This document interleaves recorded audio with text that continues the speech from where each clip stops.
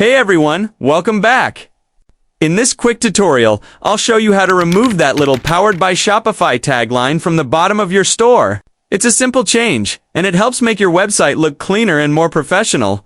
First, log into your Shopify dashboard. On the left-hand side, click on Online Store, then select Themes. Make sure you're working on your active theme. That's the one currently live on your website. This ensures any changes you make will actually show up on your store.next. Click on the Actions drop-down menu beside your active theme and select Edit Languages. This is where you can customize or change any text that appears across your site. In the search bar at the top, type in the word Powered. Shopify will show all the instances where the phrase Powered by Shopify appears. Now, click on the text box that says Powered by Shopify, delete the words, and instead just type a single space.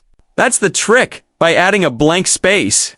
The tagline disappears completely from your footer. Once you're done, don't forget to hit Save in the top right corner. Your changes will be applied immediately, and when you refresh your website, that Powered by Shopify line will be gone. And that's it. You've successfully removed the Shopify branding from your store's footer. It's a small detail, but it gives your site a much more custom, professional look.